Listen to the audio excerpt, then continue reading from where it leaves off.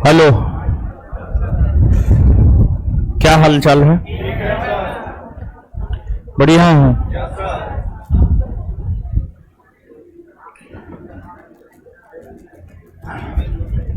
है सब चीज ठीक है जी? दोनों बीच में लाइव है ना जी? है? चलिए, क्या पढ़ा रहे थे? नदी पढ़ा रहे, कहां तक बता दिए थे?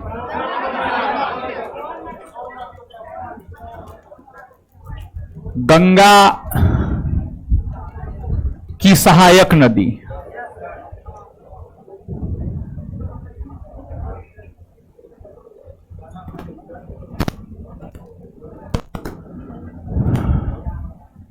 गंगा की सहायक नदी के विषय में बता रहे थे ना? है वहां जो बैठ गए हैं, लड़की सब आएगी, उसको आने में दिक्कत न होगा जी? बीच में मत बैठिए, आइए आगे, आइए आगे बैठाते हैं आपको हम। आगे आइए, आगे वहां बैठिए, वहां पे बैठ सकता है उधर।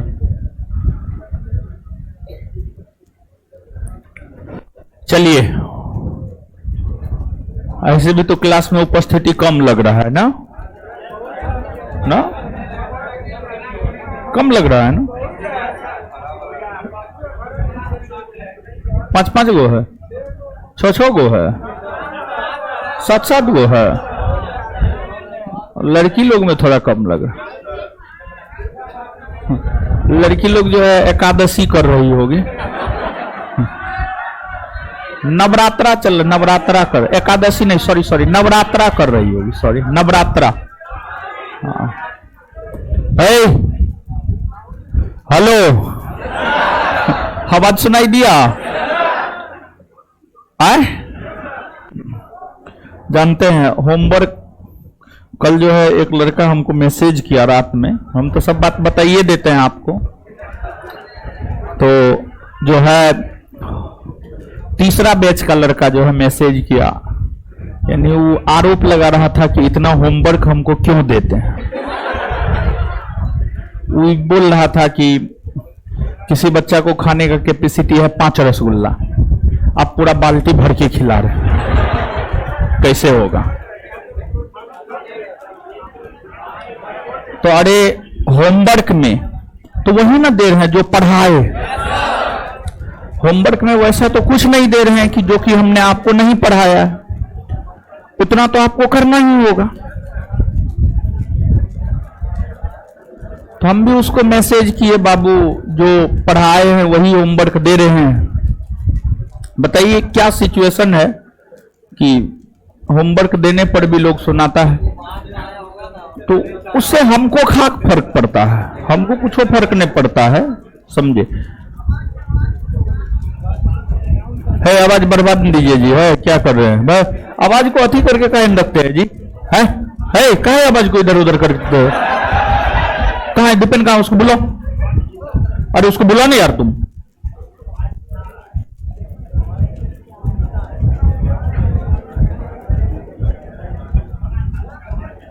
चलिए, तो होमवर्क को लेकर जो है ये है, खैर उससे कोई बात नहीं है। देखिए सीधा सा याद रखिए कि मेरा अपना मानना है कि जैसे पहले क्या होता था कि देखिए सीधा सा बात यह है कि आप हर किसी को संतुष्ट नहीं कर सकते, और दूसरी सीधी सी बात यह है कि हर कोई सफल भी नहीं हो सकता है, और तीसरी सीधी सी बात यह है कि आप अब नहीं पढ़ेंगे तो कब पढ़ेंगे। और चौथी सीधी सी बात है कि दिसंबर के लास्ट सप्ताह में परीक्षा है, तो अब नहीं तो कब। और वो भी आपको जो पढ़ा दिया गया है वही दिया जा रहा है, वो तो आपके रिवीजन के लिए, ठीक है, रिवीजन के लिए। आप रिवीजन भी नहीं करेंगे तो क्या करेंगे आप, समझिएगा। अब आप हम पे आरोप लगाएंगे कि इतना दे रहे हैं, फलना दे रहे हैं, अपना इतना स्लो पढ़ाते हैं, तो उससे हमको क्या फर्क? देखिए हम फास्ट भी पढ़ा सकते हैं, ऐसा नहीं है कि फास्ट पढ़ाने हमको नहीं आता है, फास्ट पढ़ाने भी हमको आता है, लेकिन स्लो इस वजह से पढ़ाते हैं कि बैच में हर प्रकृति का लड़की रहता है, तो हमको तो सबको ले करके चलना है। अगर हम फास्ट पढ़ा देंगे तो क्या होगा पता है, जैसे और सब टीचर टारगेट बैच में फास्ट पढ़ाता है तो गिना चुना 5-10% लड़का को समझ में आता है, बाद बाकी 80-90% लड़का के सर के ऊपर से उड़ जाता है। समझे? हम आपको ऐसे पढ़ाते हैं जैसे हम आपको फाउंडेशन बैच में पढ़ाते हैं। फाउंडेशन और टारगेट में अंतर बस यही है कि टारगेट में लिखाते हैं, फाउंडेशन में लिखाते नहीं। अंतर यह है, उल्टा बोल दिए। टारगेट में लिखाते नहीं है, फाउंडेशन में लिखाते हैं, यही अंतर है। समझे? तो ये भी आरोप लगाया हुआ था, अपना तो इतना स्लो पढ़ाते, हम लोग को दे रहे हैं इतना। ठीक है, तो खैर आपका आरोप है, लोकतंत्र है, स्वतंत्र चिंतन है, आपका सब चीज है, तो ठीक है, आप जो सोचते हैं अच्छी बात है, लेकिन हमको तो सबको लेकर के चलना है। हम सिर्फ आपको तो लेकर के नहीं चल सकते हैं। समझ गए? और जो है, और क्या लिखल ले था, और यही सब था, मूल बात यही सब था। ठीक है, एक तो पहले रिकॉर्डिंग करके भेजा, हम आउट ऑफ पटना थे, समझे? गुस्सा से तो दिमाग लहर गया। ठीक है, पहले एक तो अथी करके भेजा, क्या कहते हैं, रिकॉर्डिंग करके, और वही चीज जो है मैसेज में लिख करके भेजा, यानी कॉपी में लिख करके भेजा। ठीक है, तो पढ़े तो लगा कि होमवर्क देना भी जो है पाप ही है। फिर उससे हमको कोई दिक्कत नहीं, हम तो होमवर्क देंगे ही। अरे आपको करना है कीजिए, नहीं करना है मत कीजिए, डेट्स ऑल। ठीक है, काम खत्म। 1275 सीट है, हम तो आपको वो नहीं दे रहे हैं जो हमने आपको नहीं पढ़ाया है, हम तो आपको वही दे रहे हैं जो हमने पढ़ाया है, वो तो आपका रिवीजन हो रहा है। समझ गए? तो देख रहे हैं अच्छा काम में भी लोग कैसे बाधा बनता है। तो अच्छा काम में लोग बाधा बने तो फिर ऐसा थोड़े कि हम उसके बात को मान लेंगे, हम होमवर्क देना छोड़ देंगे, ऐसा नहीं होगा। भगवान राम को जब वनवास हुआ था ना, पूरे अयोध्या के लोग यह चाह रहे थे राम वनवास ना जाए, लेकिन भगवान राम ने नीति का पालन करते हुए वहां पर भगवान राम ने जनता के मन के विचार को नहीं देखा कि जनता क्या चाहता है, बल्कि नीति क्या कहता है, कौन ऐसा चीज है जो लोक कल्याण के लिए, मानव कल्याण के लिए होगा, मानव कल्याण के सर्वहित में होगा, वो काम भगवान राम ने किया। और भगवान राम अगर वनवास नहीं जाते तो रावण का वध नहीं होता, और रावण का वध होना जरूरी था। तो आप स्वयं सोचिए कि एक तरफ पूरी की पूरी जनता है जो यह कह रहा है कि नहीं भगवान राम वनवास ना जाए। अगर भगवान राम बहकावे में आ जाते तो फिर अयोध्या में रह जाते। तो फिर आज आप जिस श्रद्धा के साथ भगवान राम का नाम ले रहे हैं, उस श्रद्धा के साथ आप भगवान राम का नाम नहीं लेते। समझ गए? तो कभी कभी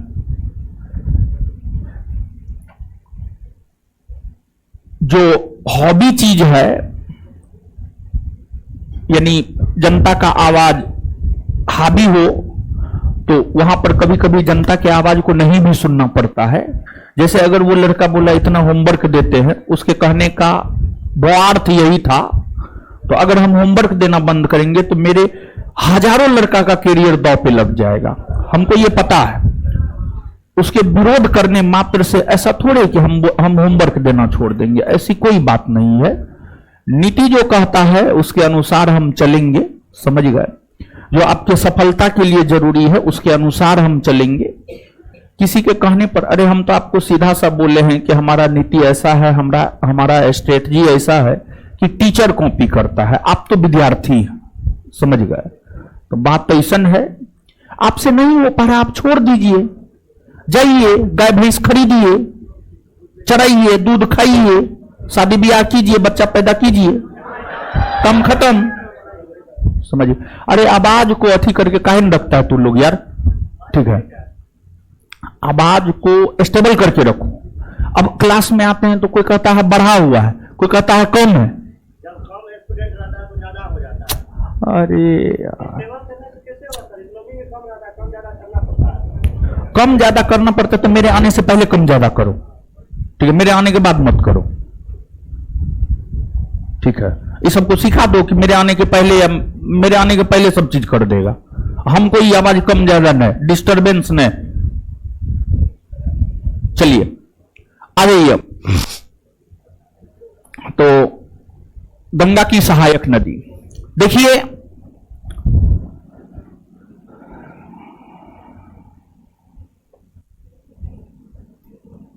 तरीका सब एक के टका, जो खोज रहे हैं वो है ना, तो वो लगेबो नहीं करेगा, उतना दिमाग रहता तो यही रहता।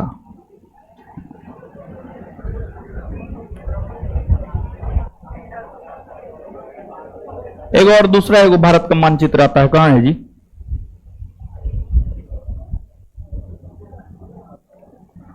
जिस टाइप का लगाया उस टाइप करने चाहिए।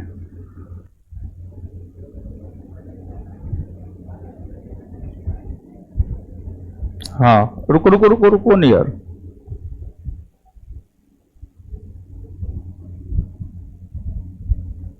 इबला हो, हाँ यही है, एक मिनट, हाँ यही है, ठीक है।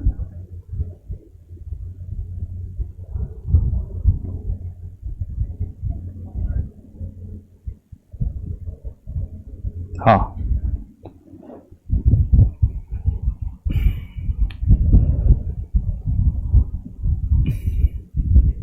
चलिए, गंगा की सहायक नदी। गंगा की सहायक नदी में आपने पिछले क्लास में जाना था कि बाएं तट से रामगंगा, गोमती, घाघरा, गंडक, कोसी, महानंदा, ये सब नदी सहायक नदी है। और दाएं तट से यमुना और सोन। यमुना का उद्गम स्थल उत्तराखंड के बंदरपूछ में स्थित यमुनोत्री हिमानी, और यमुना नदी गंगा से जाकर मिलती है कहां? प्रयागराज में, जिसे पहले इलाहाबाद कहा जाता था।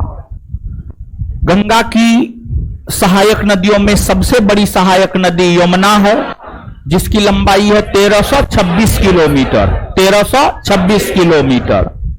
फिर आपको सोन है, अमरकंटक पहाड़ी से सोन नदी निकलती है, अमरकंटक पहाड़ी से सोन नदी निकलती है और दानापुर के समीप गंगा से मिलती है। देखिए ध्यान दीजिएगा, गंगा की सहायक नदियों में वो नदियां गंगा से मिलती कहां है? घाघरा गंगा से कहां मिलती है, गोमती गंगा से कहां मिलती है, कोसी गंगा से कहां मिलती है, महानंदा गंगा से कहां मिलती है, यह बात याद रखना जरूरी है। क्योंकि जब आप बीपीएससी का क्वेश्चन बैंक पलट करके देखेंगे तो इस प्रकार के प्रश्न आपको मिलेंगे। बिहार दरोगा परीक्षा में इस प्रकार के प्रश्न नहीं अभी तक पूछे गए हैं, लेकिन बीपीएससी परीक्षा की अगर हम बात करें तो बीपीएससी परीक्षा में जो है इस प्रकार के प्रश्न आपसे पूछे गए हैं। तो आइएगा आप गंगा की सहायक नदियों में देखिए, ये जो है आपको गंगा नदी है, गंगा नदी है,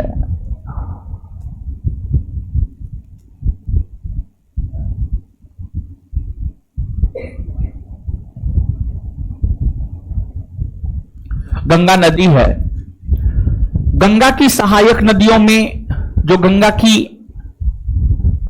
सहायक नदियां है जो गंगा से बाएं तट पर मिलती है, बाएं तट पर मिलती है, महानंदा नदी है यहां पर, महानंदा नदी। फिर कोसी नदी है, कोसी नदी है, ये कोसी नदी है। फिर जो है आपको गंडक नदी है,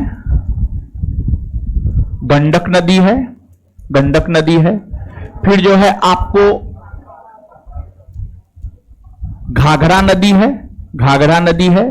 फिर इधर आएंगे तो इधर आपको एक मिल जाएगा गोमती।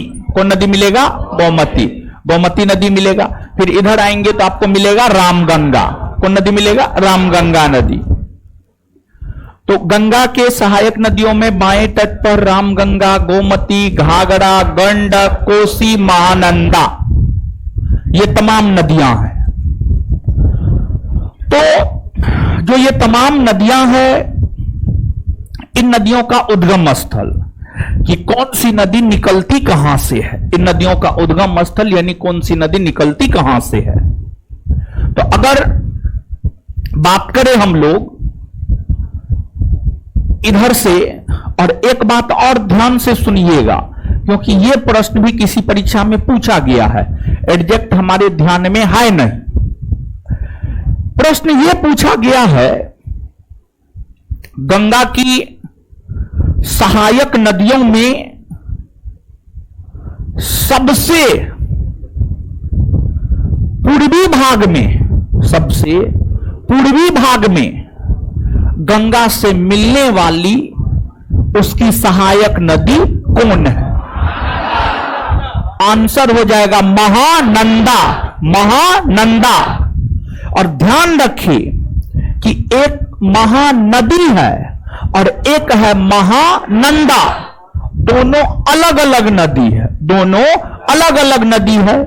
अगर महानंदा नदी की बात करें तो जो महानंदा नदी है पश्चिम बंगाल में बहती है, गंगा की सहायक नदी है, और जो महानदी है वह आपको छत्तीसगढ़ और ओडिशा में बहती है, छत्तीसगढ़ और ओडिशा में बहती है।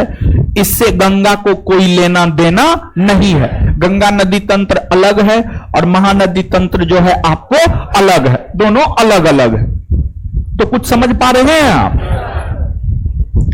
तो अभी जो एक प्रश्न हमने आपको बताया है, ये जो प्रश्न है, ये प्रश्न आपको किसी परीक्षा में पूछा जा चुका है, और किसी परीक्षा में पूछा जा चुका है, इसी वजह से इस प्रश्न के दोबारा भी पूछने की संभावना है। तो ध्यान से इस बात को सुनिएगा। और ज्योग्राफी आपने इतना पढ़ा है कि डायरेक्शन आपको मालूम होगा, किधर पूरब है, किधर पश्चिम है, किधर उत्तर है और किधर दक्षिण है। इधर उत्तर है, इधर दक्षिण है, इधर पूरब है और इधर पश्चिम है। तो एक बार फिर से उस बात को हम दोहरा देते हैं। गंगा की सहायक नदियों में गंगा से सबसे पूर्वी भाग में मिलने वाली जो नदी है वह है आपको महानंदा, वह है आपको महानंदा। दूसरी बात आप ये जानिए कि जो महानंदा नदी है, महानंदा नदी बेसिकली बहती है पश्चिम बंगाल राज्य में, पश्चिम बंगाल राज्य में। और जो पश्चिम बंगाल राज्य है, पश्चिम बंगाल राज्य के उत्तरी भाग में, पश्चिम बंगाल राज्य के उत्तरी भाग में एक पहाड़ी है, उसका नाम है दार्जिलिंग पहाड़ी। और जो दार्जिलिंग पहाड़ी है पश्चिम बंगाल राज्य में है और हिमालय पर्वत श्रेणी के अंतर्गत आता है। उसी दार्जिलिंग पहाड़ी से महानंदा नदी निकलती है, अर्थात जो महानंदा नदी का उद्गम स्थल है वह है आपको दार्जिलिंग की पहाड़ी, दार्जिलिंग की पहाड़ी। और महानंदा नदी गंगा से आकर मिलती है पश्चिम बंगाल में फरक्का के समीप, पश्चिम बंगाल में फरक्का के समीप। अर्थात महानंदा नदी का जो संगम या मोहाना है वह गंगा नदी है, क्योंकि यह आकर के मिलती है गंगा नदी से। लेकिन यह गंगा नदी से मिलती कहां है? तो यह फरक्का के समीप जो है गंगा नदी से मिलती है। फरक्का एक स्थान है जो कि आपको पश्चिम बंगाल में है। मतलब महानंदा का संगम या मोहाना गंगा नदी, और महानंदा नदी गंगा से मिलती है पश्चिम बंगाल के फरक्का में, पश्चिम बंगाल के फरक्का में। तो बता दीजिए आप हमको महानंदा नदी का उद्गम स्थल। दार्जिलिंग की महानंदा नदी का उद्गम स्थल, महानंदा नदी का उद्गम स्थल, महानंदा नदी का उद्गम स्थल दार्जिलिंग की पहाड़ी। दूसरी बात आगे आप हमको बताएंगे कि महानंदा नदी का संगम या मोहाना कौन सा नदी, कौन सा नदी है? और महानंदा नदी गंगा नदी से मिलती कहां मिलती है? फरक्का। चलिए ठीक है। इसके बाद आगे देखिएगा कोसी। जैसे गंगा नदी की अगर आप बात करेंगे तो हम लोग तो सीधा कहते हैं अलकनंदा और भागीरथी। जब देव प्रयाग में दोनों मिलती है तो इन दोनों नदियों की संयुक्त धारा को ही हम लोग क्या कहते हैं? गंगा कहते हैं। लेकिन एक बात बताइए, क्या अलकनंदा नदी में धौली गंगा नदी, नंदाकिनी नदी, मंदाकिनी नदी, पिंडार नदी, ये सब नदी का जल ना है?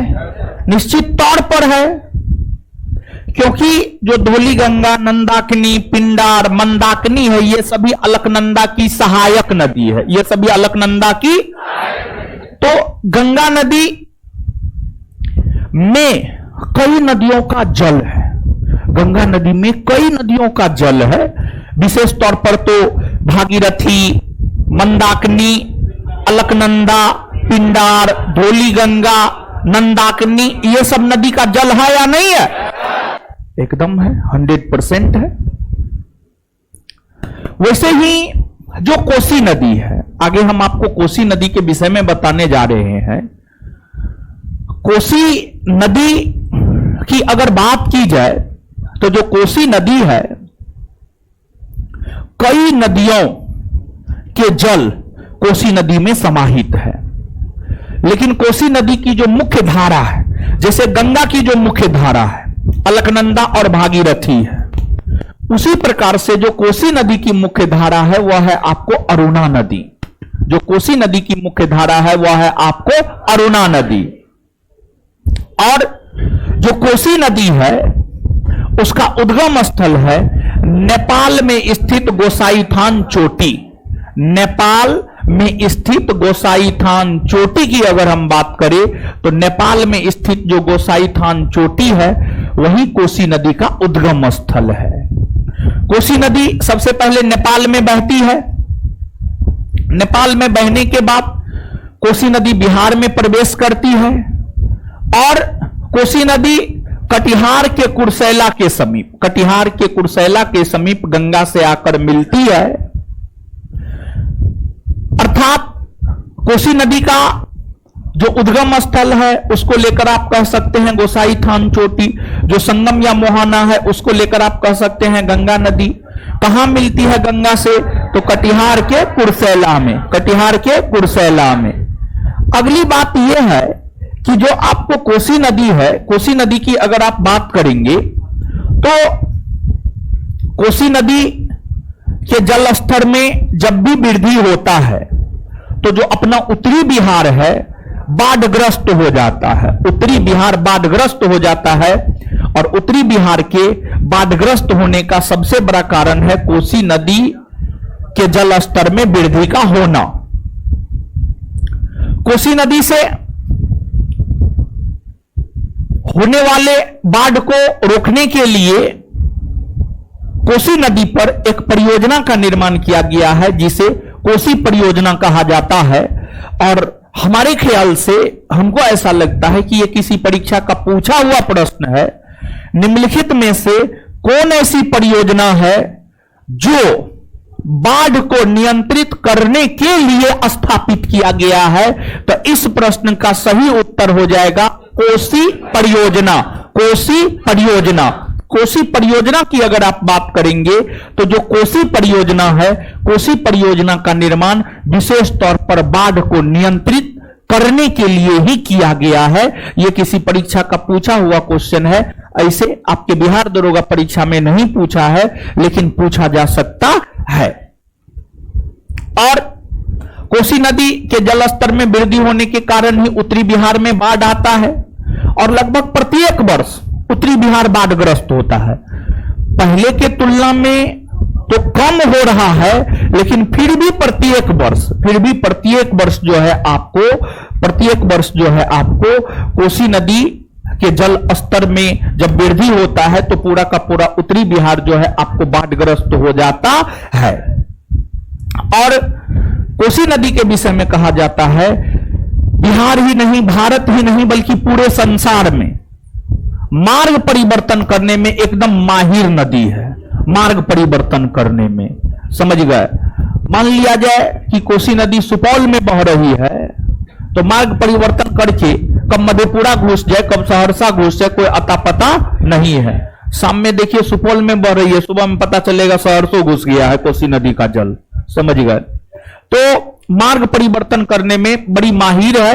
और ध्यान रखे कि एक प्रश्न तो ये पूछा जाता है, ये तो ठीक है कि सबसे अधिक, विश्व में सबसे अधिक मार्ग परिवर्तन करने वाली नदी कौन है, तो विश्व में सबसे अधिक मार्ग परिवर्तन करने वाली नदी है कोसी नदी। लेकिन हाल फिलहाल कुछ दिन पहले, एक सप्ताह पहले जो है आपको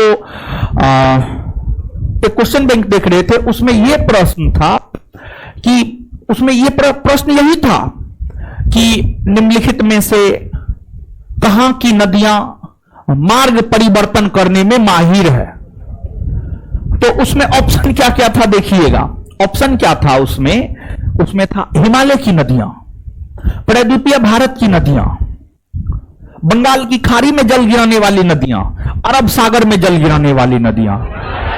तो इस प्रश्न का उत्तर क्या होगा जानते हैं? इस प्रश्न का उत्तर होगा हिमालय की नदियां। हिमालय की नदियां, हिमालय की नदियां, हिमालय की नदियां होगा, हिमालय की नदियां होगा। और दूसरी बात, 69th बीपीएससी का जो है, आप क्वेश्चन देखें कर्क रेखा वाला एक प्रश्न पूछा गया है कि कर्क रेखा कौन पठार से होकर गुजरती है। इस प्रकार का प्रश्न है ना? है।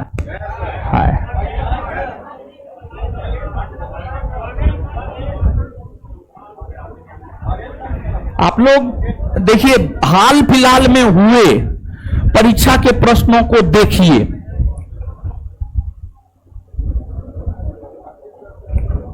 हाँ, क्वेश्चन मिल गया।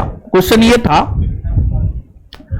और अगर आप पठार के विषय में जानते होंगे कौन पठार कहां कहां विस्तृत है, तो इस प्रश्न का आप उत्तर दे देंगे। लेकिन अगर आप नहीं जानते होंगे तो फिर आप इस प्रश्न का उत्तर नहीं दे पाएंगे। ध्यान से सुनिएगा, ऐसे बहुत क्लियर कट वे में हमने आपको नहीं बतलाया है, लेकिन हमने आपको बतलाया है। जितना हमने आपको बतलाया है, पठार वाला है, वहां नोट तो होगा ही। पठार वाला में कुछ कुछ लिखाए हैं, बघेलखंड का पठार, बुंदेलखंड का पठार, मालवा का पठार, ये सब लिखाए हैं। एक बार आप जाइए, बघेलखंड का पठार, बुंदेलखंड का पठार, मालवा के पठार, इसको पढ़िए। फिर हम लोग कोसी नदी पर आएंगे। ये 69th बीपीएससी का पूछा हुआ क्वेश्चन है, तो ये हम आपको बोलेंगे, आप जवाब दीजिएगा। देखते हैं,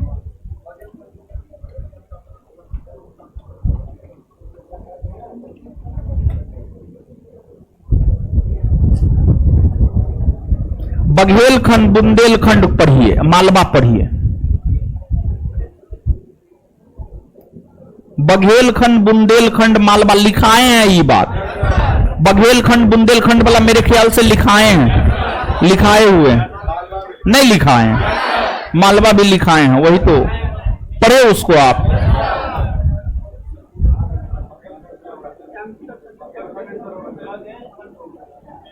बघेलखंड, हाँ ठीक है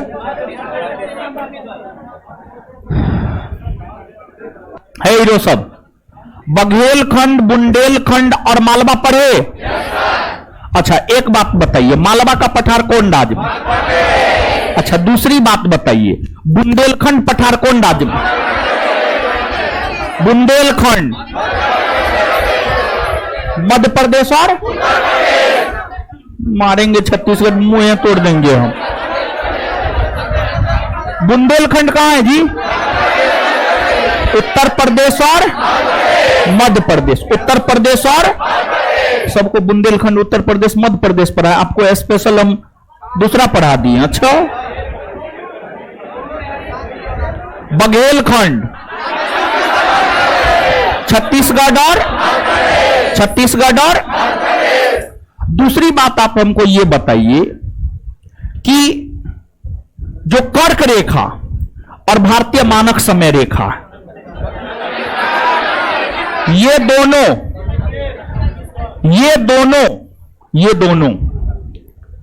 एक दूसरे को कौन राज्य में काटते?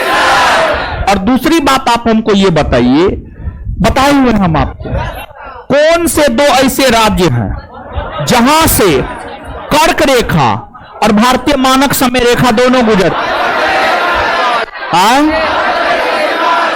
मध्य प्रदेश और? अब क्वेश्चन पे आइए, ध्यान से सुनिएगा। इतना अगर दिमाग में है, इतना बात हम आपको बताए हैं, इतना बात अगर आपके दिमाग में है, तो हम इस क्वेश्चन को स्पष्ट रूप से नहीं भी बताए हैं, फिर भी विद्यार्थी बना करके आना चाहिए। अब सुनिए, हम वही रिवीजन करवाए हैं जो हम आपको बताए हैं, समझिएगा। किस पठार पर कर्क रेखा तथा भारतीय मानक समय रेखा, देखिए क्वेश्चन का स्टैंडर्ड, देखिए क्वेश्चन वही है कि कर्क रेखा भारतीय मानक समय रेखा एक दूसरे को कहां प्रतिच्छेद करती है, लेकिन ऑप्शन सुनिएगा। क्वेश्चन वही है, किस पठार पर कर्क रेखा तथा भारतीय मानक समय रेखा एक दूसरे को काटती है, क्वेश्चन वही है। ऑप्शन, मालवा का पठार, बुंदेलखंड का पठार, बघेलखंड का पठार, तो प्रयुक्त में से कोई नहीं। तो यह बात हम आपको स्पष्ट रूप से बताएं, नहीं बताए, लेकिन बाद बाकी चीज जो है, ये क्वेश्चन आपको डील कहां से हो जाता जानते हैं? तो वो वाला जो बात बताए हैं कि दो राज्य ऐसे हैं जिससे होकर भारतीय मानक समय रेखा और कर्क रेखा दोनों गुजरती है। एक बात ये अगर आपके दिमाग में है, और दूसरी बात यह कि भारतीय मानक समय रेखा कर्क रेखा एक दूसरे को छत्तीसगढ़ राज्य में प्रतिच्छेद करती है, दूसरी बात ये आपके दिमाग में है, और तीसरी बात बघेलखंड के पठार का विस्तार कहां कहां है। ये तीन बात अगर आपके दिमाग में होता तो आप इस प्रश्न को आराम से बना करके आ जाते, और अगर ये तीन में से एक भी बात आपके दिमाग में नहीं होता तो आप इस प्रश्न को नहीं बनाकर आ पाते। भले ही ये क्वेश्चन हम आपको स्पष्टीकरण रूप से पूर्णतः नहीं बताए हैं, लेकिन इस क्वेश्चन के जो बेसिक चीज है, जिस बेसिक चीज से ये प्रश्न आपका डील हो सकता था, उस बात को हमने आपके साथ डिस्कस किया है। जो बच्चा उन तीनों बातों को ध्यान में रखा होगा वो बच्चा इस प्रश्न को सही करके आया होगा, जो उन बातों को ध्यान में नहीं रखा होगा वो सही करके नहीं आया होगा। देखिए, अगर आप परीक्षा की बात करेंगे, परीक्षा में आप सोचेंगे कि 100% जिस लैंग्वेज में हम पढ़ाए हैं उसी लैंग्वेज में आ जाए, ऐसा नहीं होता है। हम जो पढ़ाए हैं उसको आपको इंप्लीमेंट करना पड़ेगा, उसको आपको सोचना होगा।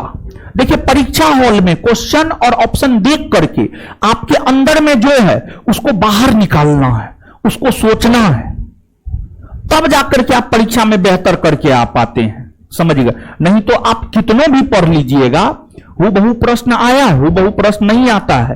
थोड़ा सा आप में कॉमन सेंस होना चाहिए, समझिएगा, तब जाकर के आप चीजों को डील कर पाएंगे। वो तीन बात हमने आपको बताया, उस तीन बात के आधार पर ये प्रश्न आराम से डील हो सकता था। एकदम आसान प्रश्न है ये, समझिएगा। ये बहुत टफ प्रश्न नहीं है, लेकिन इसको मॉडरेट श्रेणी में आप रख सकते हैं, मॉडरेट श्रेणी में एकदम रख सकते हैं। तो थोड़ा सा एग्जाम के प्रकृति को भी समझिए। देखिए, पूछ वही रहा है, लेकिन थोड़ा सा जो है घुमा दिया है, समझ रहे हैं। तो ऐसा ही इसी प्रकार का काम आपका बिहार दरोगा करेगा, आप देख लीजिएगा। और जिसके भीतर कॉमन सेंस नहीं होगा, परीक्षा पास करने की स्थिति में वो नहीं है, तो थोड़ा सा अपने भीतर जो है कॉमन सेंस भी डेवलप कीजिए। मुसल्लपुर हाट के बाजार में 10 रुपया किलो मिलता है, कॉमन सेंस डेली खरीद लिया कीजिए।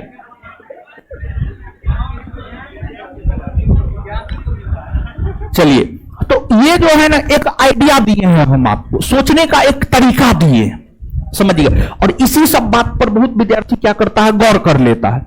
बहुत विद्यार्थी को है मास्टर ऐसे बक रहा है, ठीक है, तो जिसको लग रहा है मास्टर ऐसे बक रहा है, उसका कोई उपाय ना है।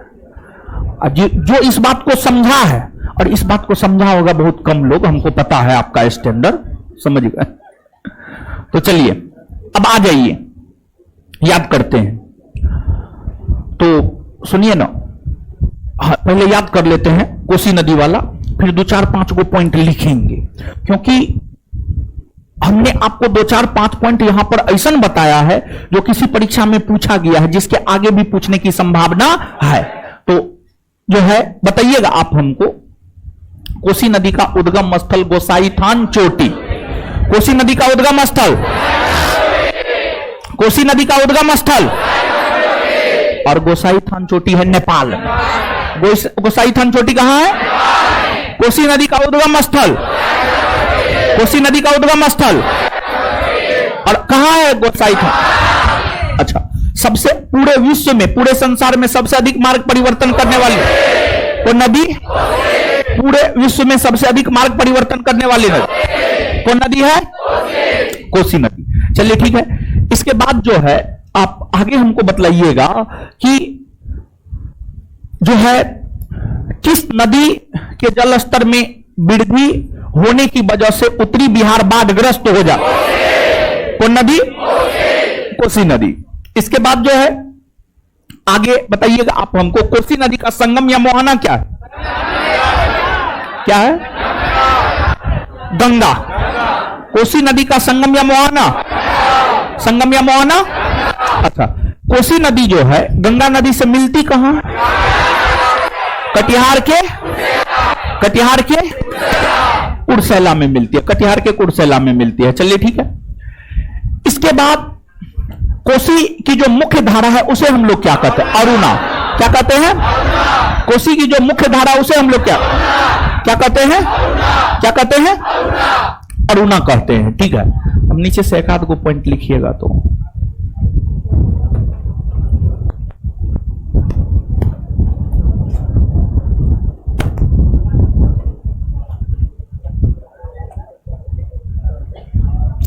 नोट दीजिएगा।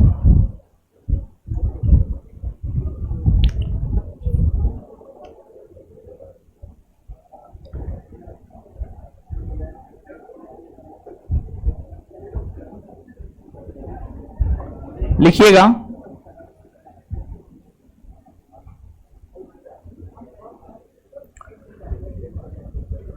लिखिएगा, ये बात आपके नोट में है कि कोसी नदी पर कोसी परियोजना का निर्माण जो है बाढ़ को नियंत्रित करने के लिए किया गया। ये बात आपके नोट में है, तो ये लिखाना नहीं है। नीचे से लिखिएगा एक पॉइंट,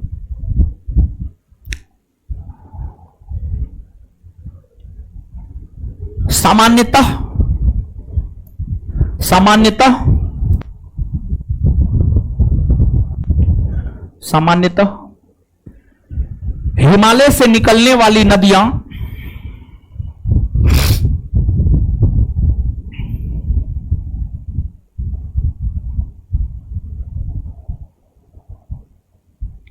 सामान्यतः हिमालय से निकलने वाली नदियां सामान्यतः हिमालय से निकलने वाली नदियां मार्ग परिवर्तन मार्ग परिवर्तन मार्ग परिवर्तन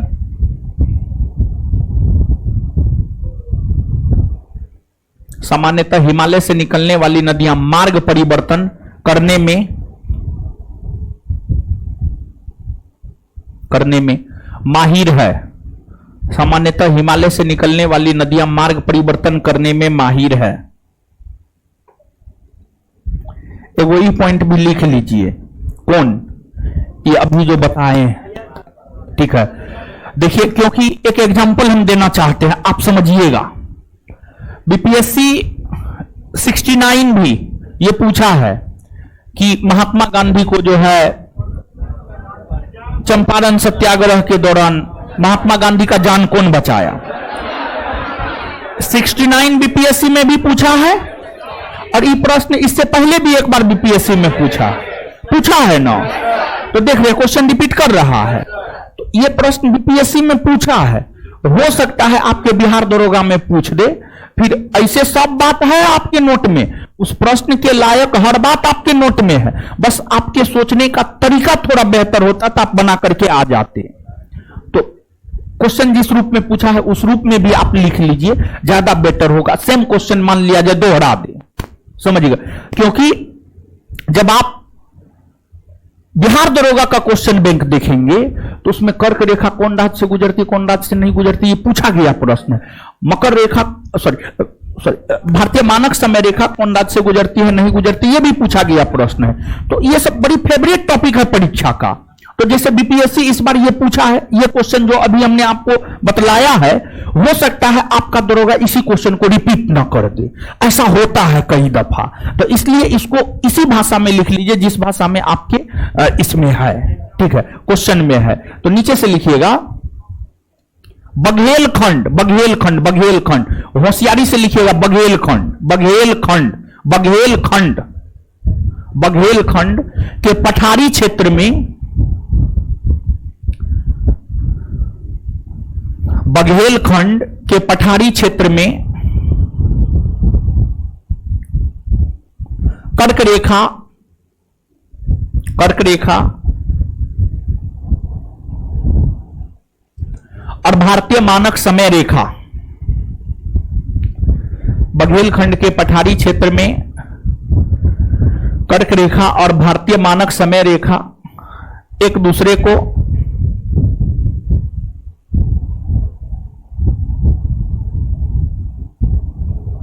काटती है, एक दूसरे को काटती है। एक पॉइंट और लिखिएगा,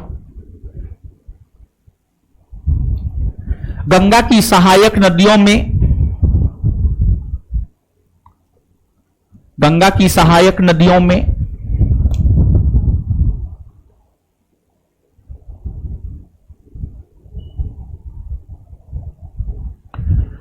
गंगा की सहायक नदियों में, नदियों में गंगा से,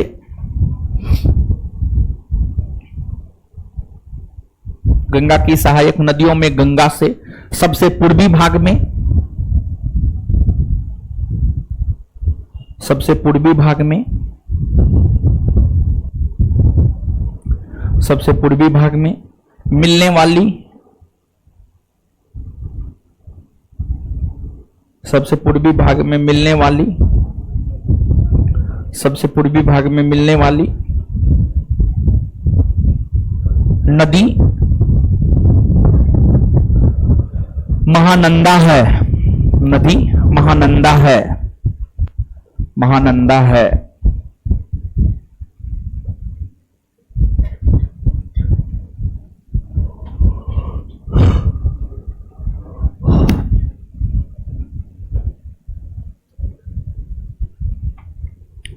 चलिए अब इसके बाद आगे सुनिएगा, आगे देखिएगा।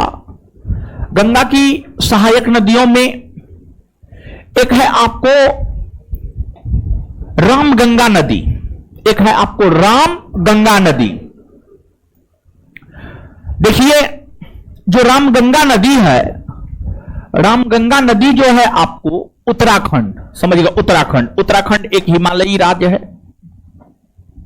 तो देखिए चल कहें रहा, ओ ये उत्तराखंड हिमालयी राज्य है। उत्तराखंड में एक गढ़वाल की पहाड़ी है, गढ़वाल, गढ़वाल, गढ़वाल, गढ़वाल की पहाड़ी।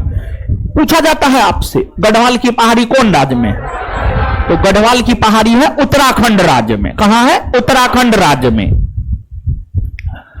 उत्तराखंड के गढ़वाल पहाड़ी से, उत्तराखंड के गढ़वाल पहाड़ी से रामगंगा नदी निकलती है और रामगंगा नदी उत्तराखंड में बहने के बाद उत्तर प्रदेश में प्रवेश करती है और उत्तर प्रदेश में कन्नौज के समीप गंगा से आकर मिल जाती है।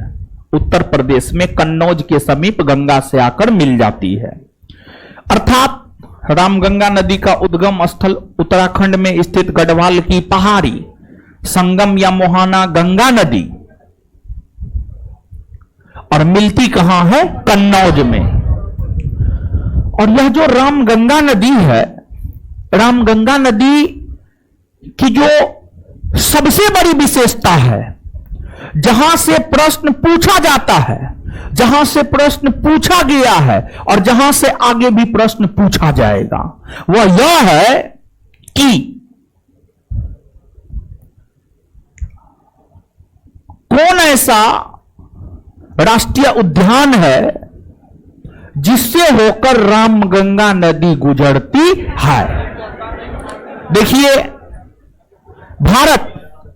भारत का जो प्रथम नेशनल पार्क माना जाता है, भारत का प्रथम नेशनल पार्क माना जाता है जिम कॉर्बेट नेशनल पार्क। और जिम कॉर्बेट नेशनल पार्क का गठन 1935 में हुआ है। इसे हेली नेशनल पार्क भी कहा जाता है। और इसी जिम कॉर्बेट नेशनल पार्क की बात की है तो यह जिम कॉर्बेट नेशनल पार्क है उत्तराखंड में। उत्तराखंड में ही जिम कॉर्बेट नेशनल पार्क है। उत्तराखंड में ही जिम कॉर्बेट नेशनल पार्क है। और जिम कॉर्बेट नेशनल पार्क, जिसे हेली नेशनल पार्क भी कहा जाता है, जो कि भारत का प्रथम राष्ट्रीय उद्यान है, इसी से होकर रामगंगा नदी बहती है। और जिम कॉर्बेट या हेली नेशनल पार्क से होकर रामगंगा नदी बहती है, जिस वजह से सरकार ने यह निर्णय लिया कि इसका नाम क्यों ना रामगंगा पार्क ही रख दिया जाए। इसका नाम भी परिवर्तित हुआ है। जैसे इलाहाबाद का नाम बदलकर प्रयागराज कर दिया गया, उसी प्रकार से जिम कॉर्बेट नेशनल पार्क का नाम बदल करके रामगंगा नेशनल पार्क कर दिया गया है। रामगंगा नेशनल पार्क कर दिया गया है। वर्तमान में जिम कॉर्बेट नेशनल पार्क को रामगंगा नेशनल पार्क के नाम से भी जाना जाता है।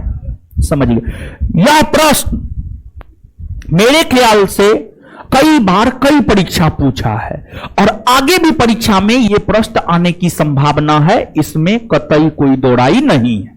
समझिए, तो अब आइए एक सेकंड में याद करते हैं। गढ़वाल की पहाड़ी कौन राज्य में? उत्तराखंड राज्य में। गढ़वाल की पहाड़ी कौन गढ़वाल की पहाड़ी कौन राज्य? अच्छा, गढ़वाल की पहाड़ी से गंगा की कौन सी सहायक नदी निकली? कौन नदी? रामगंगा नदी। रामगंगा नदी कहां से निकलती है? गढ़वाल की। रामगंगा नदी कहां से निकलती है? रामगंगा नदी कहां से निकलती है? गढ़वाल की पहाड़ी। अच्छा, रामगंगा नदी का संगम या मुहाना कौन सा नदी? कौन सा नदी है? अच्छा, यह मिलती कहां है? कहां मिलती है? कहां मिलती है? कन्नौज। कहां मिलती है? क्लियर है ये बात? रामगंगा नदी कौन नेशनल पार्क से होकर गुजर? Jim Corbett national park. Jim Corbett. Ramganga नदी कौन नेशनल पार्क से होकर? Jim Corbett national park. Jim Corbett national park किस राज्य में? उत्तराखंड। किस राज्य में है? जिम कॉर्बेट नेशनल पार्क कौन राज्य में? कौन राज्य में है? क्लियर है ये बात? याद हो ना गया? अब देखिएगा, इसके बाद गंगा की सहायक नदियों में, गंगा की सहायक नदियों में अगर देखा जाए तो इसके बाद है आगे गोमती। कौन नदी है? गोमती। गोमती नदी है। गोमती नदी। गोमती नदी। देखिए, जो गोमती नदी है, गोमती नदी जो है उत्तर प्रदेश में एक जिला है पीलीभीत जिला। पीलीभीत जिला उत्तर प्रदेश में एक जिला है पीलीभीत जिला। उत्तर प्रदेश में 75 गो जिला है ना, 75 गो में से एगो है पीलीभीत जिला। उत्तर प्रदेश के पीलीभीत जिला से, उत्तर प्रदेश के पीलीभीत जिला में, सॉरी, उत्तर प्रदेश के पीलीभीत जिला में फुलहर झील है। फुलहर झील है। और उसी फुलहर झील से गोमती नदी निकलती है। और गोमती नदी आगे गाजीपुर के समीप, गाजीपुर के समीप, गाजीपुर भी उत्तर प्रदेश का एक जिला है, गाजीपुर के समीप गोमती नदी गंगा से मिल जाती है। अर्थात इसका संगम या मुहाना गंगा नदी और मिलती है गाजीपुर के समीप, गाजीपुर के समीप। और उत्तर प्रदेश का जो राजधानी नगर है लखनऊ, लखनऊ गोमती नदी के तट पर ही स्थित है। और एक बात आप हमको बतलाइए, क्या उत्तर प्रदेश पर्वतीय राज्य है या क्या उत्तर प्रदेश मैदानी राज्य है? इसका सही उत्तर होगा उत्तर प्रदेश मैदानी राज्य है। उत्तर प्रदेश मैदानी राज्य है, मैदानी राज्य है उत्तर प्रदेश। उत्तर प्रदेश मैदानी राज्य है क्योंकि उत्तर प्रदेश में हिमालय पर्वत का विस्तार है जी। कोई बड़ा पर्वत सुने हैं जो उत्तर प्रदेश में है? तो उत्तर प्रदेश पर्वतीय राज्य नहीं है, बल्कि उत्तर प्रदेश मैदानी राज्य है। उत्तर प्रदेश मैदानी राज्य। अब देखिए यहां से एक बड़ी शानदार प्रश्न है, और यह भी प्रश्न किसी परीक्षा में पूछा गया है। हाल फिलहाल में हम देखे हैं किसी क्वेश्चन बैंक में क्या पूछा गया। देखिए कितना शानदार प्रश्न है। वही कर्क रेखा वाला जो प्रश्न बीपीएससी पूछा है 69, उसी प्रकार का प्रश्न है। देखिए आप जान रहे हैं कि उत्तर प्रदेश मैदानी राज्य है। उत्तर प्रदेश के पीलीभीत जिला के फुलहर झील से होकर गोमती नदी निकलती है, गंगा में मिलती है गाजीपुर के समीप, लखनऊ इस नदी के तट पर है। इतना बात आप जान रहे हैं। लेकिन प्रश्न क्या पूछा गया है ध्यान से सुनिएगा। अगर इतना बात आपके दिमाग में है और थोड़ा कॉमन सेंस है तो आप प्रश्न को आराम से बना सकते हैं। अगर कॉमन सेंस नहीं है तब तो कुछ नहीं है आपका। गंगा की सहायक नदियों में से कौन ऐसी नदी है जो मैदानी भाग से उद्भव है उसका, या मैदानी भाग से निकलती है? तो इसका आंसर हो जाएगा गोमती। क्या हो जाएगा आंसर? गोमती। गोमती आंसर हो जाएगा। अब कहिएगा गोमती आंसर क्यों होगा? तो देखिए गंगा की सहायक नदियों में रामगंगा नदी, उसका उद्गम गढ़वाल की पहाड़ी से। गंगा की सहायक नदियों में आपको गंडक का उद्गम स्थल नेपाल हिमालय।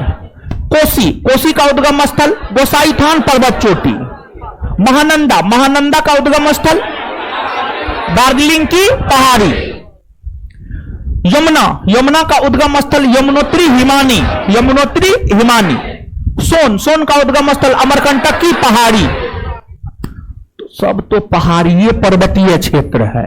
मैदानी क्षेत्र सिर्फ क्या गो है? एगो, और वो कौन है? गोमती उत्तर प्रदेश के पीलीभीत जिला के फुलहर झील। तो उत्तर प्रदेश से निकलती है, वो तो मैदानी उत्तर प्रदेश से ही निकलती है, और उत्तर प्रदेश में ही गंगा से जाकर मिलती है, और उत्तर प्रदेश मैदानी राज्य है।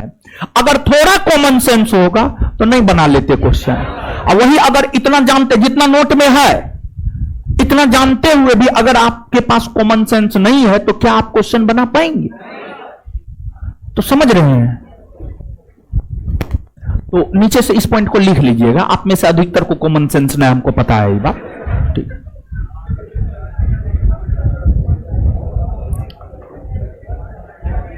अब देखिए जैसे अभी पढ़ा रहे हैं, इसको हम 5 मिनट में भी पढ़ा करके निकल सकते थे, समझ गए।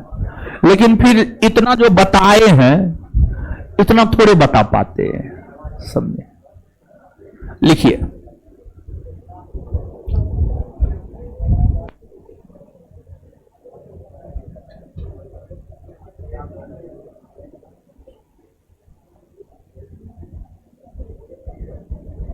लिखिएगा, गंगा की सहायक नदियों में गंगा की सहायक नदियों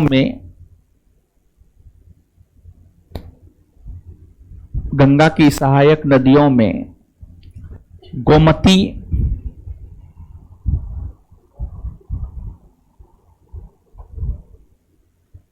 एक ऐसी सहायक नदी है। गंगा की सहायक नदियों में गोमती एक ऐसी सहायक नदी है। गोमती एक ऐसी सहायक नदी है जो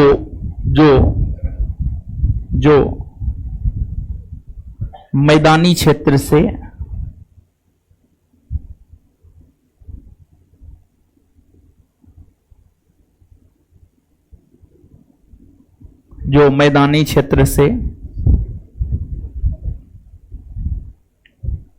निकलती है।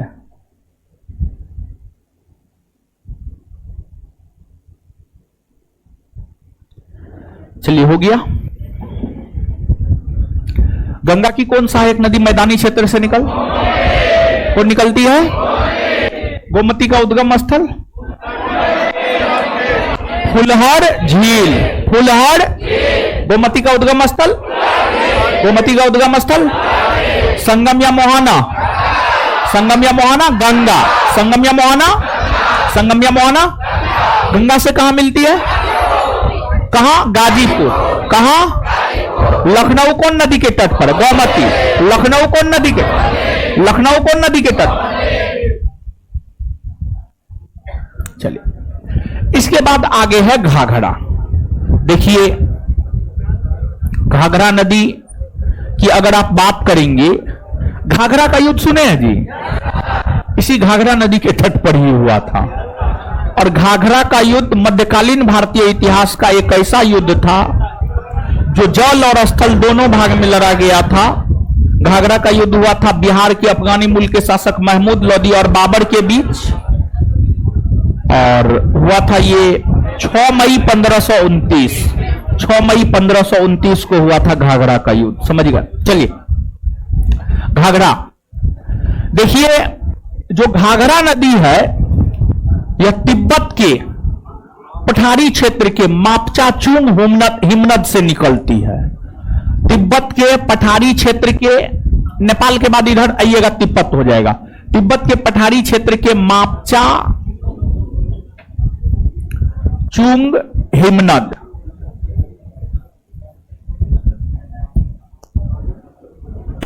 तिब्बत के पठारी क्षेत्र के मापचाचुंग हिमनद से निकलती है। तिब्बत में बहने के बाद नेपाल में प्रवेश करती है, नेपाल में बहती हुई उत्तर प्रदेश में प्रवेश करती है, उत्तर प्रदेश में बहती हुई बिहार में प्रवेश करती है, और बिहार में छपरा के निकट आकर गंगा से मिल जाती है। बिहार में छपरा, छपरा, छपरा, छपरा का नाम सुने हैं ना, छपरा के समीप जो है गंगा से आकर मिलती है। ये मतलब जो आपको घाघरा नदी है, घाघरा नदी का उद्गम स्थल तिब्बत के पठारी क्षेत्र का मापचाचुंग हिमनद, और इसका संगम या मोहाना गंगा नदी, और मिलती कहां है, छपरा में, छपरा में। तो इसको आपको याद रखना है। तो आप बता दीजिए हमको कि जो घाघरा नदी है, घाघरा नदी का उद्गम स्थल कौन सा हिमनद, कौन सा हिमनद है, कौन सा हिमनद है, चलिए ठीक है। इसके बाद इसका संगम या मोहाना, संगम या मोहाना, संगम या मोहाना, चलिए ठीक है। कहां मिलती है, कहां मिलती है, इसके आगे, आगे देखिएगा अगला है आपको गंडक। अगला कौन है आपको, गंडक। देखिए जो गंडक नदी है, गंडक नदी की अगर आप बात करेंगे तो यह नेपाल हिमालय से निकलती है। कहां से निकलती है, नेपाल हिमालय, नेपाल हिमालय से निकलती है, नेपाल में बहती हुई उत्तर प्रदेश में प्रवेश करती है, उत्तर प्रदेश में बहती हुई बिहार में प्रवेश करती है, और बिहार में सोनपुर के निकट, बिहार में सोनपुर के निकट जो है यह गंगा से आकर मिल जाती है, गंगा से आकर मिल जाती है। अर्थात इसका उद्गम नेपाल हिमालय, संगम या मोहाना गंगा नदी, और इसका यह गंगा से जो मिलती है वह सोनपुर में, कहां मिलती है, सोनपुर में। और बिहार में सिंचाई को लेकर एक त्रिवेणी नहर बहुत अधिक प्रसिद्ध है। बिहार में सिंचाई को लेकर त्रिवेणी नहर काफी प्रसिद्ध है। तो बिहार में सिंचाई को लेकर जो त्रिवेणी नहर काफी प्रसिद्ध है, उस त्रिवेणी नहर को जल की प्राप्ति गंडक नदी से ही होती है। बीपीएससी का यह पूछा हुआ क्वेश्चन है कि त्रिवेणी नहर को जल की प्राप्ति को नदी से होती है, तो गंडक नदी से। तो बीपीएससी का पूछा हुआ है। आगे बिहार दरोगा परीक्षा में अभी तक पूछा नहीं है, लेकिन आगे आपके बिहार दरोगा परीक्षा में पूछने की संभावना है। और देखिए एक जो है Bihar SSC board, Bihar police board, Bihar दरोगा बोर्ड, इस सब का एक मीटिंग हुआ है, सबका सम्मिलित रूप से एक मीटिंग हुआ है, और ये सब निर्णय लिया है कि आने वाले दिनों में इन परीक्षाओं में बिहार कुछ पूछेंगे, बिहार पूछेंगे। ये मीटिंग में चर्चा हुआ है, इस पे मुहर नहीं लगा है, लेकिन मीटिंग में यह चर्चा हुआ है कि जैसे बीपीएससी बिहार पूछता है 10, 15, 20 गो बीपीएससी बिहार पूछता है, करंट से जोड़कर पूछता है, भूगोल से जोड़कर पूछता है, राज्य व्यवस्था से जोड़कर पूछता है, इतिहास से जोड़कर पूछता है। साइंस से कैसे जोड़ के पूछेगा बिहार?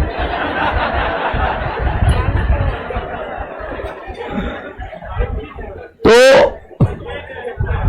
जहां तक पॉसिबल है वहां से जोड़ के पूछता है, समझे?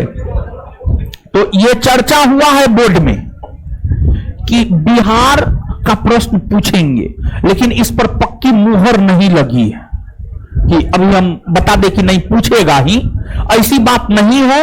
लेकिन पिछले दिनों इस बात को लेकर के जब मीटिंग हुआ था, सम्मिलित मीटिंग हुआ था, विशेष तौर पर जब बिहार पुलिस का परीक्षा सब कैंसिल का दौर चल रहा था, उस टाइम में जो मीटिंग हुआ था, सभी बोर्ड के चेयरमैन आपस में बैठ करके इस बात की चर्चा किए। तो हो सकता है आगे आने वाले दिनों में बिहार का महत्व, बिहार दरोगा परीक्षा, सिपाही परीक्षा, बिहार एसएससी परीक्षा में उसका बिहार का महत्व बढ़ जाए। जो बिहार का महत्व बीपीएससी परीक्षा में है, वही महत्व हो सकता है। यह सिर्फ चर्चा हुआ है, कैबिनेट से पारित नहीं हुआ है, समझ गए? तो अब बोर्ड के चेयरमैन के ऊपर डिपेंड करता है, बोर्ड के सचिव के ऊपर डिपेंड करता है कि वो किस प्रकार का दिशा निर्देश क्वेश्चन सेटर को देता है, क्वेश्चन सेट करने वाले को देता है। ये बोर्ड के अध्यक्ष और बोर्ड के सचिव के ऊपर डिपेंड करता है। तो लेकिन चर्चा हुआ है, ये बात सत्य है, समझ गए? तो अब हाँ, अच्छा ही होगा, ठीक है, जो भी होगा देखा जाएगा आगे। तो याद रखिएगा, बीपीएससी का पूछा हुआ क्वेश्चन है, आगे आपसे पूछ सकता है। तो बताइएगा आप हमको, जो गंडक नदी है, गंडक नदी का उद्गम स्थल कौन हिमालय? कौन हिमालय? अच्छा, गंडक नदी का संगम या मोहना? गंगा नदी ना, गंगा से मिलती कहां मिलती है? कहां मिलती है? क्लियर है इतना बात? चलिए, अब हम ये चाहते हैं कि गंगा की सहायक नदी में यमुना, सोन, रामगंगा, गोमती, घाघरा, गंडक, कोसी, महानंदा, ये जो नदियों की चर्चा हमने आपके साथ किया, एक बार आप उसको रीडिंग मार लीजिए। हम तो पढ़ाते हुए, समझाते हुए याद करवा दिए हैं, एक बार आप रीडिंग मारिए, इससे थोड़ा आपको और भी ज्यादा स्पष्ट हो जाएगा।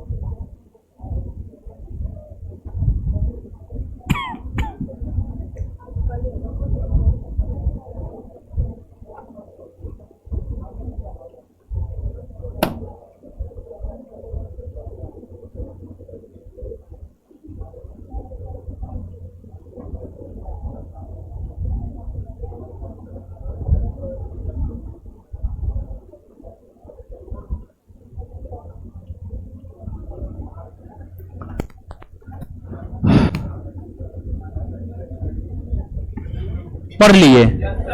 स्पष्ट है सब चीज? एगो फिगर बनाइएगा, हम चाहते हैं एगो फिगर आप बनाएं। चाहने के पीछे भी कारण है। कारण यही है कि प्रश्न पूछा जाता है, और क्या कारण होगा? ठीक है,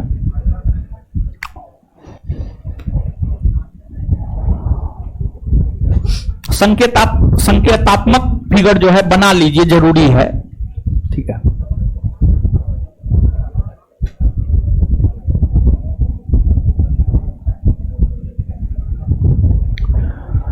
सुनिए, पहले समझिए, ऐसे मत बनाइए।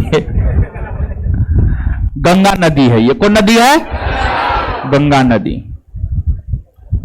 उत्तराखंड से निकलती है, उत्तर प्रदेश में बहती हुई, बिहार में बहती हुई, झारखंड के साथ सीमा बनाते हुए पश्चिम बंगाल और बांग्लादेश में बहती हुई अपना जल बंगाल की खाड़ी में गिरा देती है। ये बात दिमाग में रखना है। अब गंगा की सहायक नदियों में एक मानचित्र जो है आपके दिमाग में होनी चाहिए। डायरेक्शन तो आप जानते ही हैं। गंगा की सहायक नदियों में एक है आपको रामगंगा। कौन है? रामगंगा। रामगंगा। फिर है आपको रामगंगा के बाद गोमती। कौन है? गोमती। गोमती के बाद कौन है? घाघरा। गोमती के बाद कौन है? घाघरा। घाघरा। घाघरा के बाद कौन है? गंडक। घाघरा के बाद कौन है? गंडक। गंडक के बाद कोसी। कोसी। कोसी के बाद महानंदा। कोसी के बाद कौन है? महानंदा। महानंदा। महानंदा। और इधर जो है आपको है यमुना। इधर कौन है? यमुना। यमुना। और इधर है आपको सोन। इधर कौन है आपको? सोन नदी। सोन नदी। थोड़ा सा समझिएगा यहां पर है हीरो सब, रुकिए, बनाइएगा फिर।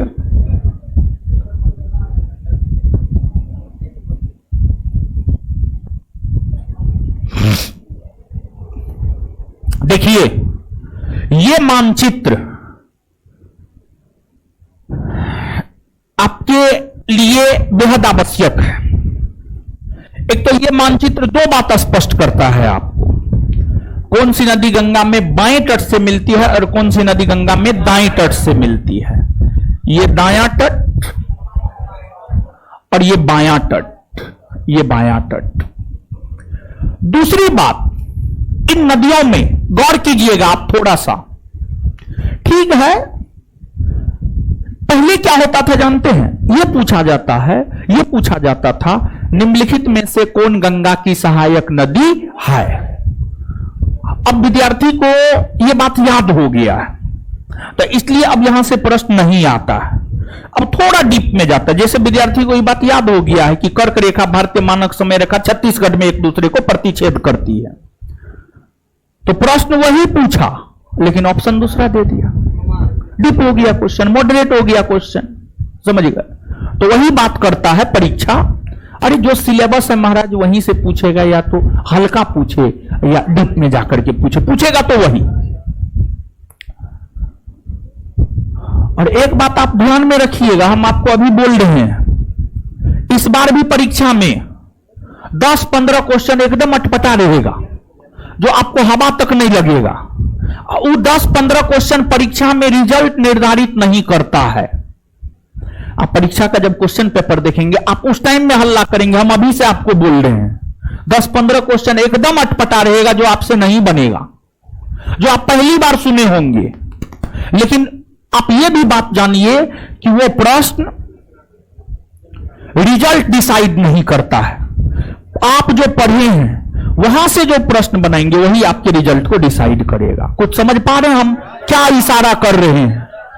हम इस और इशारा कर रहे हैं कि परीक्षा में 10-15 अटपटा क्वेश्चन देख करके अपने आप को डिमोटिवेट नहीं कर लेना है, बल्कि अपने आप को धैर्यवान बनाते हुए उन प्रश्नों को डील करना है जो हम जानते हैं, जो हम पढ़े हैं। परीक्षा में प्रीलिम्स में स्पेशली, बिहार दरोगा के प्रीलिम्स परीक्षा में स्पेशली 10-15 क्वेश्चन विद्यार्थी को डिमोटिवेट करने के लिए दिया जाता है। यह बोर्ड का अपना एक नीति है, यह बोर्ड का नीति है। जैसे आपका अपना कुछ नीति और सिद्धांत होगा, वैसे ही बोर्ड का भी अपना एक नीति और सिद्धांत है। 10-15 मैक्सिमम 20 क्वेश्चन ऐसा देगा जो पहली बार आप सुने होंगे। जो अकलोल बकलोल विद्यार्थी है, जिसमें धैर्य नहीं है, वही 10-15 क्वेश्चन में ढेर हो जाता है। उसको लगता है अब क्या हो गया, उसको 80 को नजर नहीं आता, क्योंकि 90% लोग का जो विचार है वो नकारात्मक है। और सिस्टम के भीतर नकारात्मक लोग नहीं चाहिए, सिस्टम के भीतर चाहिए सकारात्मक लोग। तो सिस्टम में नकारात्मक लोग ना घुसे, इसलिए ऐसा काम बोर्ड करता है। एक मैथ के पटना के बहुत बड़े टीचर हैं, उनको एसएससी अब नहीं पढ़ाते हैं, पहले पढ़ाते थे, अब नहीं पढ़ाते हैं। उनको एसएससी जो है, SSC Bihar SSC, central SSC ने बिहार एसएससी क्वेश्चन सेट करने के लिए उनको बुलाए हुए थे 1-2 बार। वो ये बात साझा किए हैं और उसी आधार पर हम बोल रहे हैं। 25 क्वेश्चन बनाना है मैथ का, बोले 20 क्वेश्चन ऐसा दीजिए जो बने, 5 ऐसा दीजिए सिलेबस में से ही कि ना बने विद्यार्थी से, और जो बकलोल है वो उसी 5 गो में फसल रहे, और जो तेज है 20 गो बना करके 5 गो छोड़ करके आगे बढ़ जाए। हर जगह तेज लोग चाहिए, बुद्धू लोग थोड़े चाहिए जी, नकारात्मक लोग थोड़े चाहिए, सकारात्मक लोग चाहिए, तेज लोग चाहिए। समझ गए? तो बोर्ड का ये नीति है। तो 25 में 5% निकाल लीजिए, कितना आता है? 15-20% के आसपास आएगा। 15-20% क्वेश्चन बोर्ड के दिमाग में ये रहता है, स्पेशली प्रीलिम्स में, कि हमको फालतू लोगों को, नकारात्मक लोगों को छांटना है, जो कठिनाई देखते ही ढेर हो जाए, समझो उसका काम खत्म हो जाए। अब इशारा किधर की है, अब समझना है समझिए, मत समझना मत समझिए। अब देखिएगा, इस फिगर को ड्रॉ करने से आपको फायदा क्या है। स्पेशली बाएं तट पर, गंगा के बाएं तट पर मिलने वाली सहायक नदियों में, जो पूरब से पश्चिम में क्रम है, पूरब से पश्चिम में महानंदा, कोसी, गंडक, घाघरा, गोमती, रामगंगा, यह क्रम आपसे पूछता है यह क्रम, और पूछा गया है। और इन फ्यूचर आपके बिहार दरोगा परीक्षा में भी पूछा जा सकता है, ऐसा नहीं है कि नहीं पूछा जा सकता है। तो स्पेशली जो बाएं तट पर मिलने वाली नदियां हैं, उसका पूरब से पश्चिम में क्रम महानंदा, कोसी, गंडक, घाघरा, गोमती, रामगंगा, और पश्चिम से पूरब में क्रम रामगंगा, गोमती, घाघरा, गंडक, कोसी, महानंदा। इसको याद रखना है। और यहां पर जो है आप थोड़ा सा डायरेक्शन भी डिनोट कर देंगे, पूरब और पश्चिम।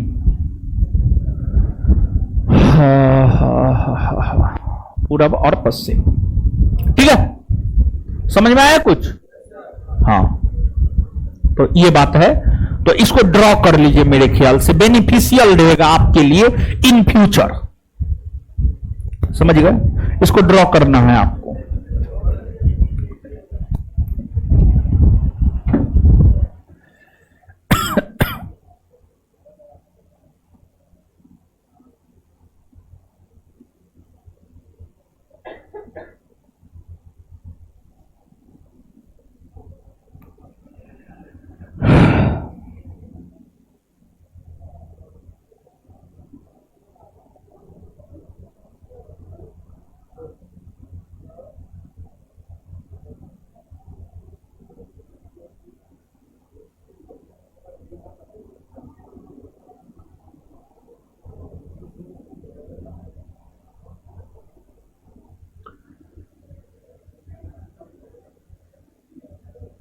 हो गया?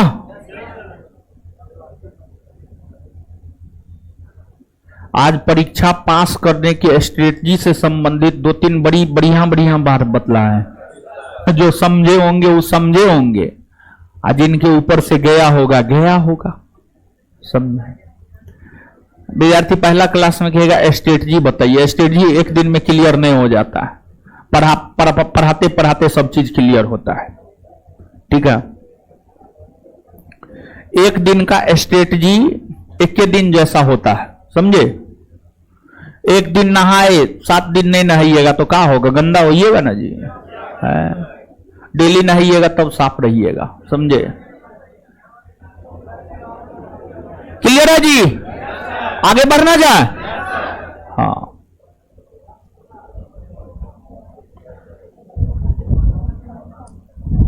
अब गंगा नदी के बाद अब आगे आते हैं ब्रह्मपुत्र नदी पर। कौन नदी पर? ब्रह्मपुत्र नदी।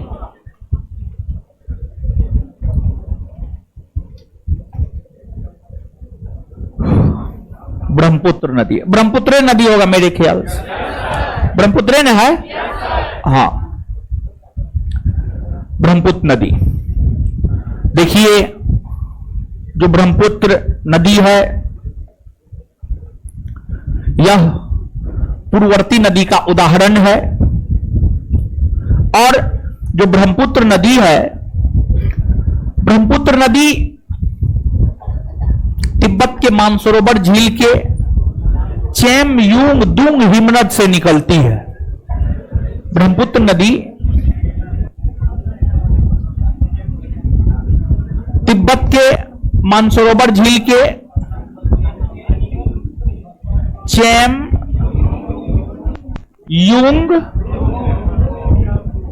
हिमनद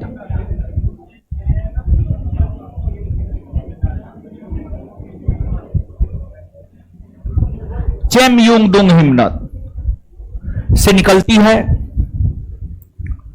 और यह नदी अपने उद्गम से पूरब की ओर बहती है। इधर पूरब की ओर बहती है।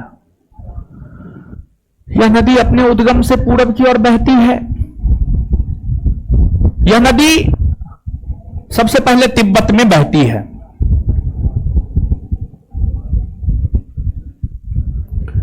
तिब्बत में इसे सांगपो कहा जाता है। यह नदी सबसे पहले तिब्बती क्षेत्र में बहती है। और तिब्बत की अगर हम बात करें तो तिब्बत में इसे कहा जाता है सांगपो। तिब्बत में इसे क्या कहा जाता है? सांगपो। इसके बाद यह नदी अरुणाचल प्रदेश राज्य में प्रवेश करती है। अरुणाचल प्रदेश राज्य में। और एक दर्रा है अरुणाचल प्रदेश में, यांगयाप दर्रा।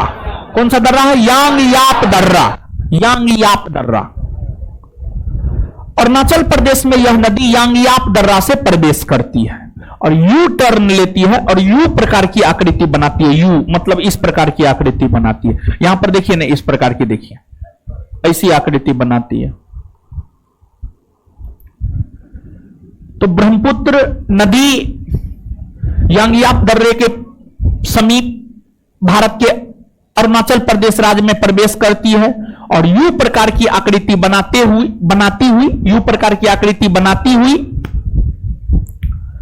अरुणाचल प्रदेश में यांगयाप दर्रा से प्रवेश करती है। अरुणाचल प्रदेश में यह बहती है। सबसे पहले भारत के अरुणाचल प्रदेश राज्य में यह बहती है। इसके बाद आप देखिएगा असम में प्रवेश करती है। इसके बाद जो है यह आपको कौन राज्य में प्रवेश करती है? असम। और असम में बहती हुई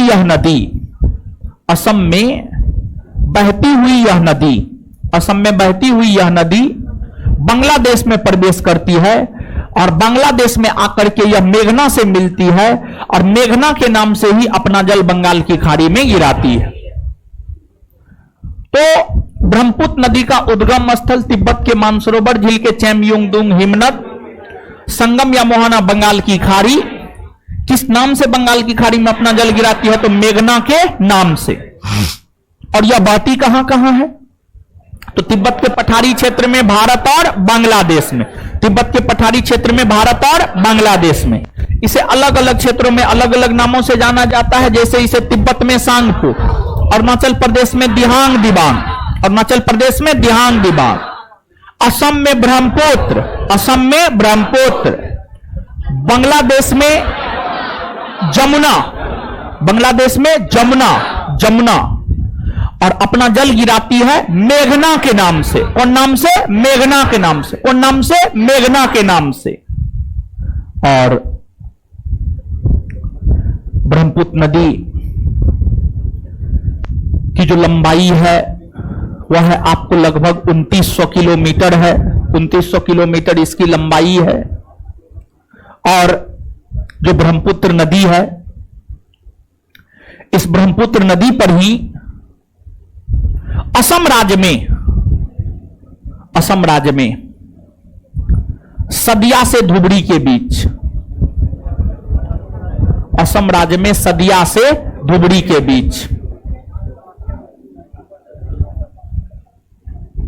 ब्रह्मपुत्र नदी पर ही असम राज्य में सदिया से धुबरी के बीच, ब्रह्मपुत्र नदी पर ही असम राज्य में सदिया से धुबरी के बीच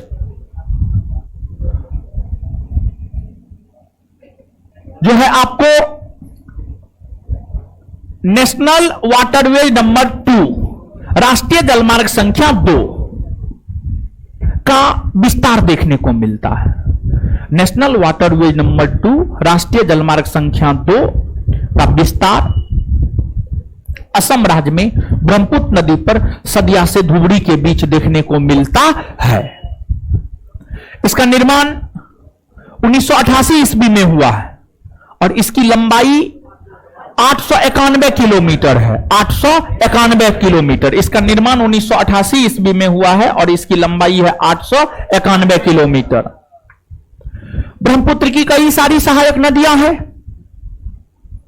जैसे आप सुनते होंगे मानस, कामेंग, तिस्ता, अमो, धनसिरी, सुबनसिरी,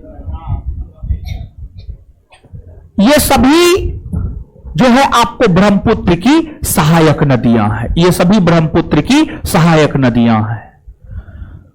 और जो ब्रह्मपुत्र नदी घाटी है, चावल के उत्पादन के लिए प्रसिद्ध है। चावल के उत्पादन के लिए ब्रह्मपुत्र नदी घाटी प्रसिद्ध है। और ब्रह्मपुत्र नदी घाटीय क्षेत्र में पेट्रोलियम पदार्थ भी मिलते हैं। असम में पेट्रोलियम पदार्थ सब मिलता है, असम में पेट्रोलियम पदार्थ सब मिलता है, समझ गए। तो अब एक बार जो है ब्रह्मपुत्र नदी को पढ़िए तो आप फिर याद करवाएंगे, इससे पहले तक याद करवाए हुए हैं।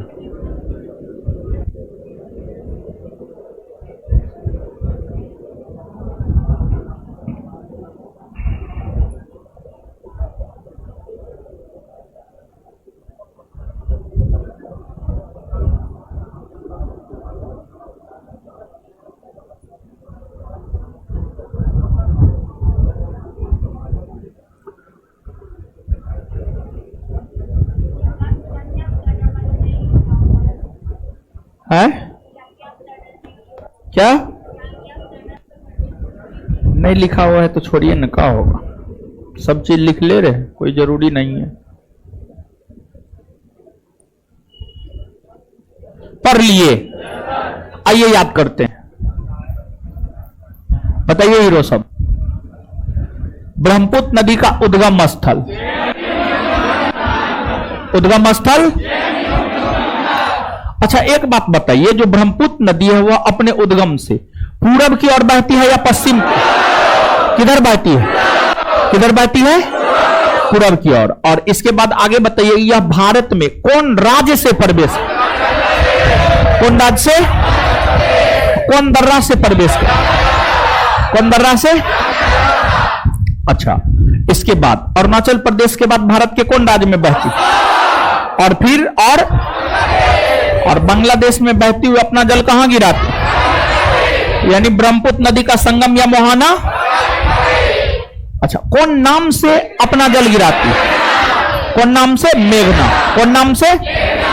ध्यान से याद रखेंगे, ये भी मेरे ख्याल से बीपीएससी का पूछा गया प्रश्न है कि गंगा और ब्रह्मपुत्र नदियां अपना जल किस नाम से बंगाल की खाड़ी में गिराती है, तो इसका उत्तर होगा मेघना। गंगा नदी भी अपना जल मेघना के नाम से बंगाल की खाड़ी में गिराती है, ब्रह्मपुत्र नदी भी अपना जल मेघना के नाम से बंगाल की खाड़ी में गिराती है। इसके बाद आगे बताइएगा, ब्रह्मपुत्र नदी को तिब्बत में क्या कहते हैं? सांगपो। तिब्बत में ब्रह्मपुत्र नदी को तिब्बत में क्या कहते हैं? तिब्बत में क्या कहते हैं? अरुणाचल प्रदेश दिहांग दिबांग। अरुणाचल प्रदेश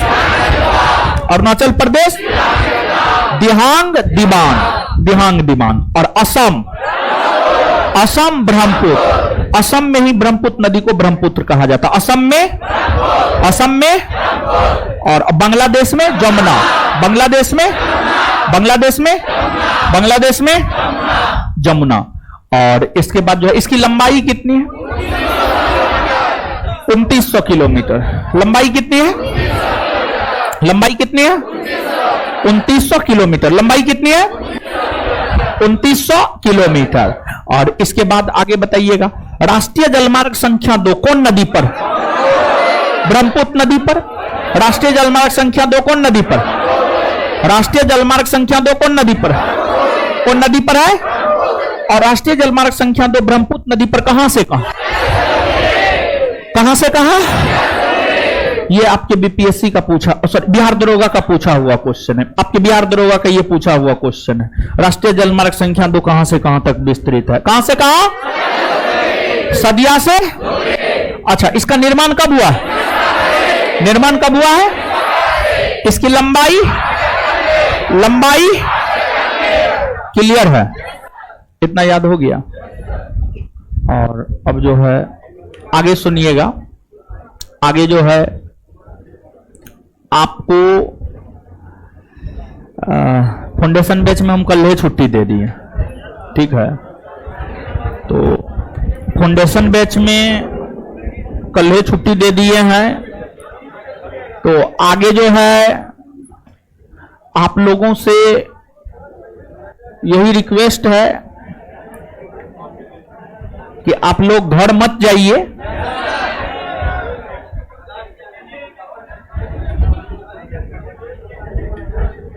और आपका क्लास होगा। और आप जो है टेस्ट में भी, टेस्ट लेकर के हो सकता है छुट्टी कर दे, ठीक है? देख लेंगे। आज टेस्ट में जो 7 से 9 टेस्ट, उसमें भी टेस्ट भी बड़ी टेंशन वाला चीज है। क्वेश्चन बनाना है, डिस्कशन करवाना है, बहुत टेंशन वाला चीज है। लेकिन जो है ठीक है, टेस्ट में छुट्टी दे देंगे आज पढ़ा करके। और जो है आपको, आप लोग का क्लास जो है कैसे कैसे होगा, इसको लेकर के सूचना हम आपको दे देंगे। और क्लास जो है अब मेरा रेगुलर होगा, ठीक है?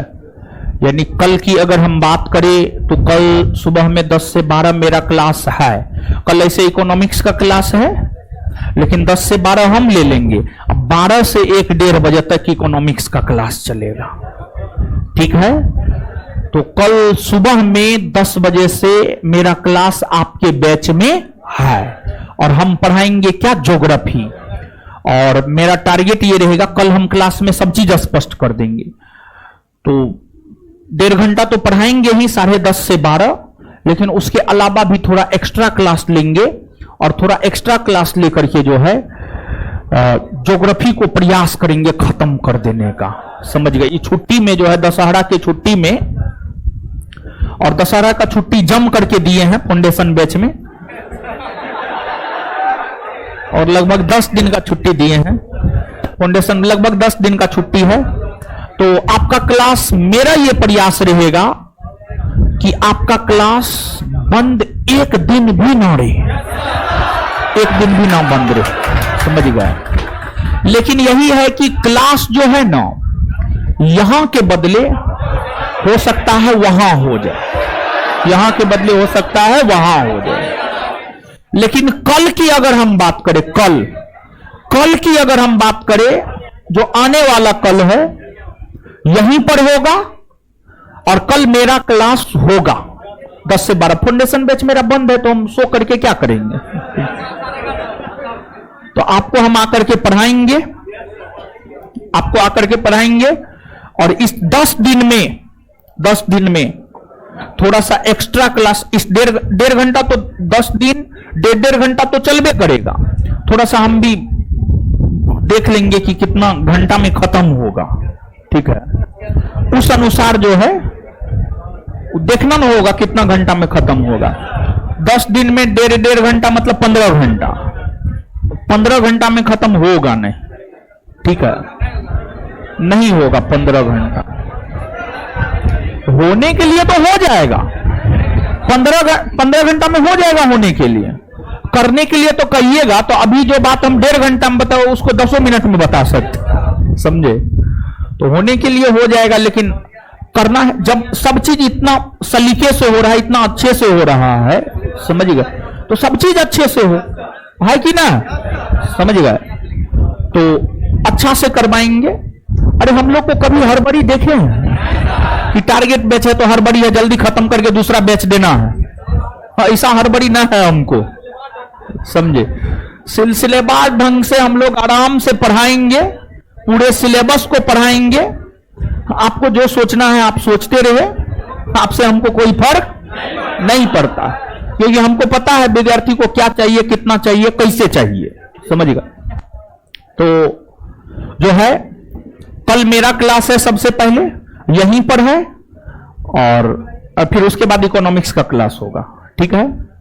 तो ज्योग्राफी को ही टारगेट करके जो है ना आपके बैच में खत्म कर दो। क्या विचार आए? फिर और उसके बाद जो है आप दोनों बैच में जो है, जो दिवाली और छठ का छुट्टी होगा उसमें पॉलिटी को खत्म कर, पहले ज्योग्राफी खत्म कर लेते हैं। क्या विचार? हाँ ना, ठीक। और अरे क्लास मैक्सिमम हम आपका लेंगे। देखिए मेरे पास जो है 4 टारगेट बैच है, ऐसा थोड़ी है कि सिर्फ आप ही के टारगेट बैच को टाइम देंगे, वो सबको तो रखे हैं टाइम, तो वो सबको न देना होगा। तो आपको मैक्सिमम देंगे तो 4 घंटा समय देंगे, उससे ज्यादा समय नहीं देंगे। और एक दिन में 4 घंटा पढ़ने में कोई हर्ज नहीं। 20 घंटा आपके पास अपना है ना जी, 20 घंटा में 7 घंटा सोइए, बाद बाकी इधर उधर कीजिए, अपना होमवर्क कीजिए, इधर उधर जो भी करना है, घूमना है घूमिए फिरिए। तो सब बैच को टाइम देना है, तो इसलिए आपके बैच को 3 से 4 घंटा हम टाइम देंगे कि छुट्टी में 10 दिन टाइम देंगे, जो 10 दिन मेरा फाउंडेशन बैच बंद है, समझ गए? तो कल जो है क्लास को लेकर के सब चीज स्पष्ट कर देंगे।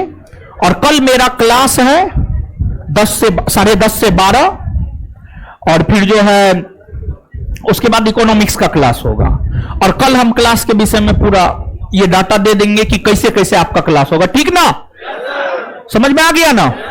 घर नहीं जाइएगा, आप लोग धोखा वाले लोग, आप लोग कह देते नहीं जाएंगे, भाग जाते हैं। नहीं जाइएगा, नहीं जाइएगा, ठीक है? और अगर घर जाइएगा तो फिर दिक्कत है। दिक्कत क्या है? हमको कोई दिक्कत नहीं, दिक्कत आपको। चलिए हमको निकलने दीजिए, फिर आगे मिलेंगे अगले क्लास में। धन्यवाद।